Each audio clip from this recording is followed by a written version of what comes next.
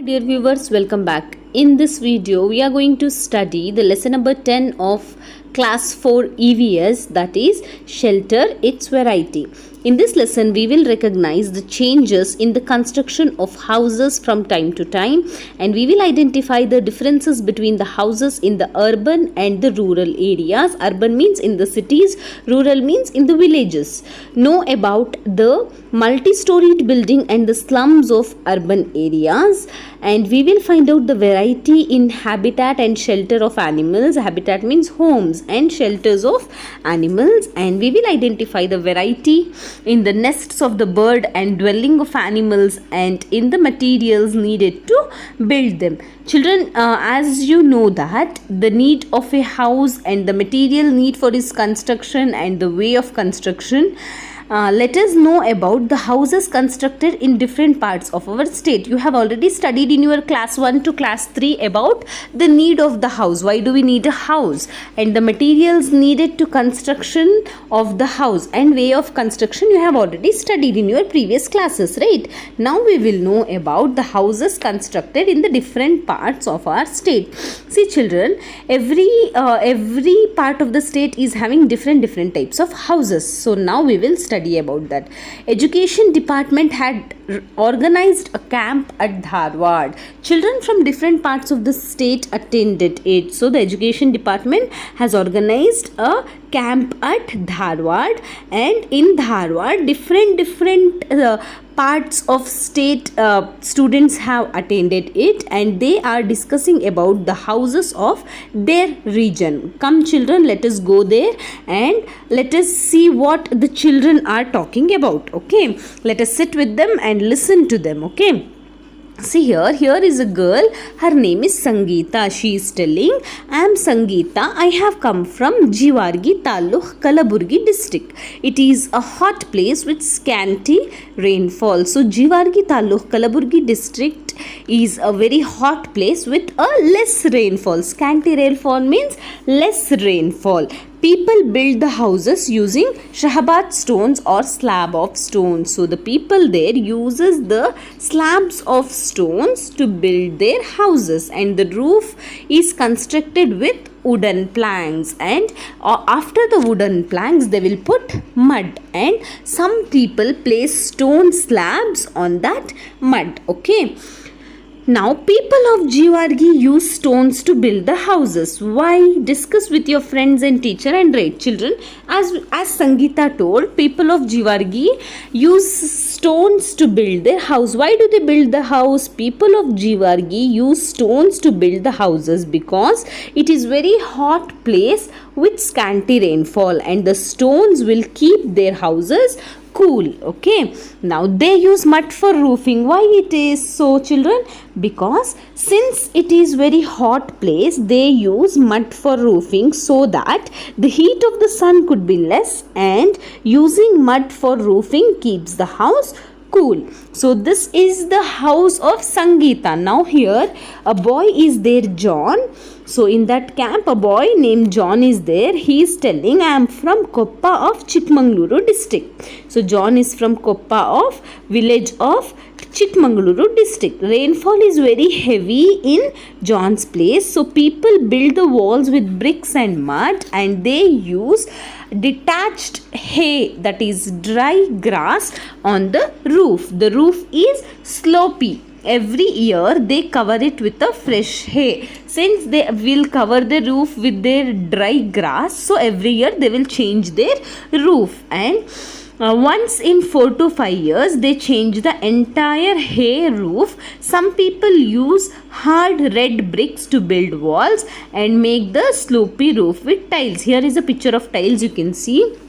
So to build the roofs they use the tiles. We will say no, Mangaluru tiles. Yes, that tiles they use. Now in places like Chikmagaluru where there is heavy rainfall, the roofs of those houses are slopy. Why it is so? The roofs of the houses are slopy so that the rainwater can drain quickly and could not harm or weaken the roof. To the flow of the rainwater, they build the slopy roofs. Okay, now what is the benefit of using hay for the roof? Discuss with your friends and write here. Children, the benefit of using hay for the roof is that it keep cool in summer and warm in winter. So the usually people use hay for the roof. Now here one girl is there, she is telling, I am Hasina from Bangalore. Nowadays, people are constructing houses one above the another. They are called multi-storied buildings. Here you can see the picture of multi-storied building where the houses are constructed one above the another.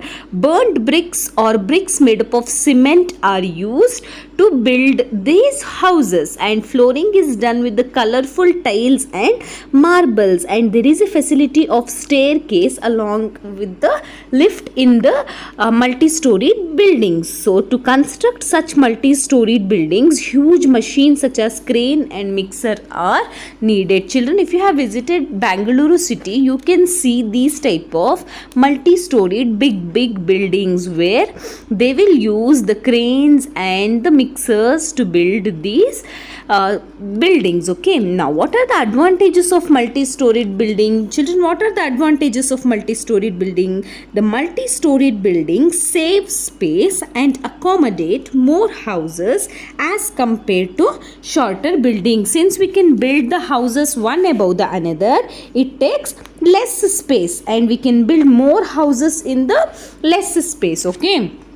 Then what are the disadvantages of multi-storied building? Discuss in group and write. As we have known about the advantages, here are some of the disadvantages are also there of these multi-storied buildings. What are those disadvantages? Construction of these buildings require an extra cost premium compared to other buildings. These type of construction need more cost, and there will be a problem of ventilation and light. Since the houses are next to next, they are built, so there will be a problem of ventilation and light. Now the next boy is telling, after Hasina, John and Sangeeta, now the boy Vivek is telling, I am also from Bengaluru. My house is near a slum.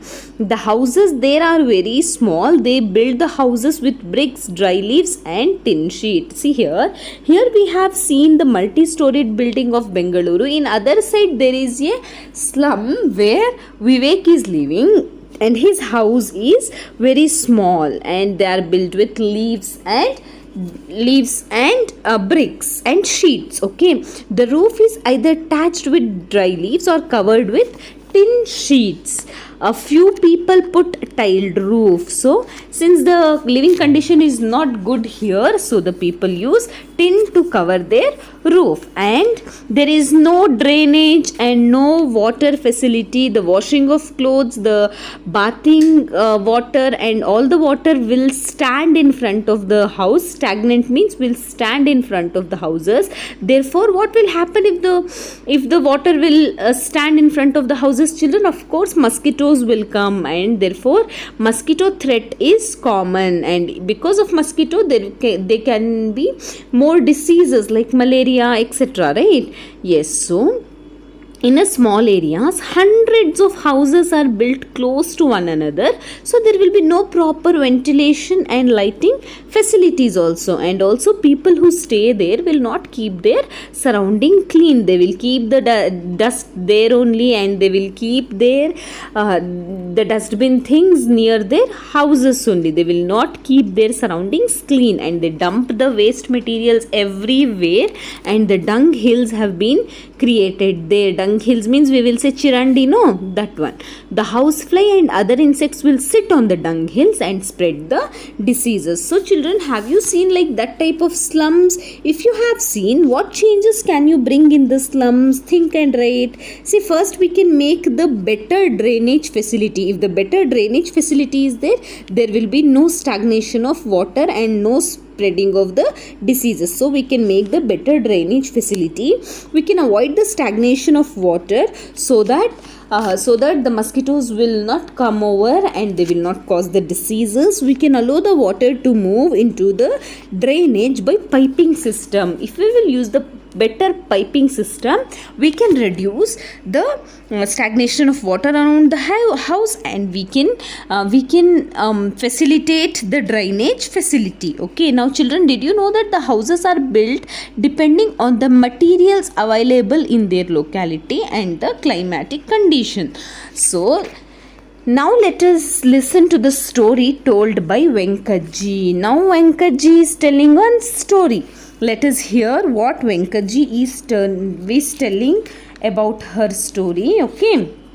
Venkatji lived in a village for a long time ago. So Venkatji used to live in a village for a very long time. Then came to her grandson's house, which is multi-storied building in Bengaluru.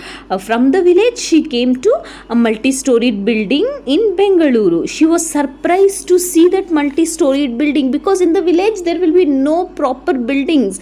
Always they used to see the small kacha houses with the hay leaves. The roof is covered with hay leaves, dry grass leaves. Here, by seeing like this type of multi-storied building, she is shocked and she was surprised, and she sat on the sofa and she was remembering to her memories of her childhood days. She is telling, when I was a small girl, I lived with my 3 sisters, 2 brothers and a parents in a thatched hut. See children, how much big family was there. Venkatji's family is having 3 sisters, 2 brothers and parents. That means all 6 children and parents, totally 8 members in the thatched hut.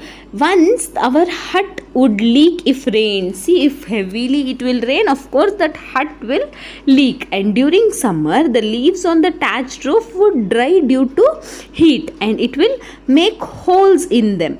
One day, hut caught fire and it was burned down. After that, Venkatji's parents decided to build a house. So, Venkatji's father, taking the help of another person, built the mud wall. Then he brought the bamboos from the nearby forest, and all the siblings of Venkatji helped him by bringing the things from the forest, and all the brothers, sisters brought the small bamboos. They spread the mud on the walls and clay. Later they went round the open field and collected the cow dung. Mother of Venkatji mixed the cow dung with the water and she plastered on the floor. Instead of the paint, they have put the cow dung, and they decorate in front of the house with the rangoli and enter the house. So from that hut they came to a small thatched house. Then when Venkatji grew up, when she got married, she came to her husband's house. That house was very better than Venkatji's parents' house. The walls were built with the burnt bricks and they were whitewashed. The Mangaluru tiles were used for the roofing. The roofing was done with black stone. The doors were made up of wood with beautiful carving on it.